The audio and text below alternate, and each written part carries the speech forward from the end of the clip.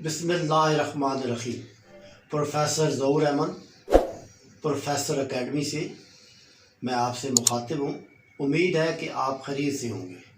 आज मैं आपको एजुकेशन के हवाले से थोड़ा सा लेक्चर देना चाहूँगा कि आपको जैसे कि पता है कि मेरी जो है ना वो बेसिक जो बिज़नेस स्टडी है उसके ऊपर ही मेरी एक्सपर्टीज़ है। उसके अंदर अकाउंट्स आ जाता है, इकोनॉमिक्स आ जाती है और उसके अंदर फाइनेंस आ जाता है और उसके अंदर बिज़नेस आ जाता है। आज बिज़नेस के मुतल्लिक मैं आपको बेसिक चीज़ें बताऊंगा कि बिज़नेस की जो क्वेश्चन आते हैं, शॉर्ट क्वेश्चन, उनको कैसे हल किए जाते हैं। तो सबसे पहले बिज़नेस जो पेपर होता है ES लेवल का, उसकी मैं आपको कंप्लीट जो है ना वो डिटेल देना चाहूँगा। बिज़नेस जो होता है उसके अंदर 4 किस्म के टोटल सवाल होते हैं। एक डेफिनेशन होती है टोटल 1 नंबर की, उसको कैसे हल करना है वो बताया जाएगा। फिर 4 नंबर का एक पेपर सवाल होता है, उसको हल किया जाता है जिसके अंदर डेफिनेशन के साथ उसकी डिटेल होती है।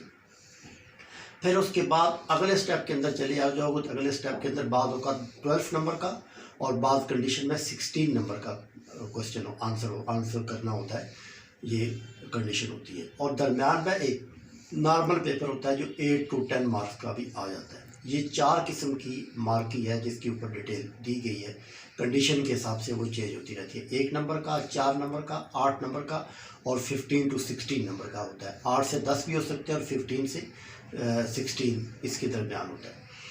अब इनको हल कैसे करना है? इनको हल इस तरह करना है कि अगर 1 नंबर का सवाल आए तो आपने सिर्फ जस्ट डेफिनेशन को कोड करना है, और अगर 4 नंबर का क्वेश्चन अगर आता है तो आपने डेफिनेशन के साथ उसकी थोड़ी सी 1-2 जो है ना जेन्युइन किस्म की एग्जांपल देनी है, जो कि एक लाइफ के साथ अटैचिंग एग्जांपल है वो दी जाती है। उसके बाद अगर 8 नंबर का आता है तो 8 नंबर के साथ आपने 2 या 3 एग्जांपल देनी होती है। 16 नंबर का आता है तो यहाँ आपने तब्दील करना है, यहाँ आपने कम से कम 4 से 5 पैराग्राफ लिखने हैं। पैराग्राफ क्या लिखने हैं कि सबसे पहले जो इन्फॉर्मेशन होती है उसकी पूरी कलेक्शन की जाती है। इन्फॉर्मेशन के बाद फिर उसके लॉजिक को क्लियर किया जाता है। फिर लॉजिक के बाद फिर उसके बाद सेकंड उसकी जो बॉडी होती है उसके अंदर कंप्लीट डिस्कशन की जाती है। डिस्कशन करने के बाद फिर 4th स्टेप के अंदर जो 4th आपका पैराग्राफ होता है उसमें कंक्लूजन निकाली जाती है।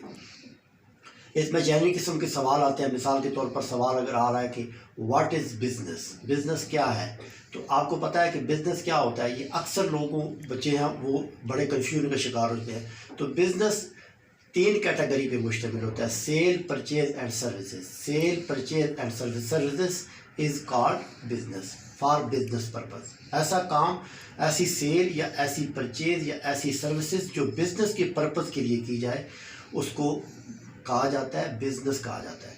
ठीक है, sales and purchase is activated for the purpose of business is called business. फिर काइंड ऑफ बिजनेस आ जाता है, उसकी कंडीशन भी आपको पता है। फिर उसके बाद अगला स्टेप ये होता है कि एक होता है लायबिलिटीज़, अनलिमिटेड लायबिलिटीज़ और लिमिटेड लायबिलिटीज़। ये अक्सर सवाल आता है और बच्चे अक्सर गलत कर देते हैं। लिमिटेड लायबिलिटीज़ वो होती है जब आप शेयर्स का काम करते हैं तो शेयर्स की मद में आपको वहाँ से प्रॉफिट मिलता है या लॉस मिलता है, तो वो आपकी लिमिटेड लायबिलिटीज़ के अंदर काउंट होता है। लेकिन इसके अंदर अगर पार्टनरशिप का आप काम कर रहे हैं या आप पार्टनरशिप के साथ सोल प्रोप्राइटर के साथ अटैच है, तो सोल प्रोप्राइटर के साथ जो अटैचमेंट होती है वो बिजनेस जो होगा वो अनलिमिटेड होगा, क्योंकि उसका सोली प्रॉफिट और लॉस आपके अकाउंट के अंदर कन्वर्ट हो रहा है। इसी तरह कुछ होते हैं मैन्युफैक्चरिंग बिजनेस होते हैं जो प्रोडक्ट को बना के सेल किया जाता है, उनको डिस्ट्रीब्यूशन बिजनेस कहा जाता है। तो ये डिटेल इसकी मौजूद है। इंशाल्लाह ताला मज़ीद आपको अच्छी वीडियो बताते रहेंगे और इंशाल्लाह ताला उस पर डिस्कशन होती रहेगी। अभी यहीं तक इसको रहने देते हैं। मज़ीद हमारे चैनल को सब्सक्राइब करें और मज़ीद अच्छी वीडियोस आपको मिलती रहेगी। Thank you very much.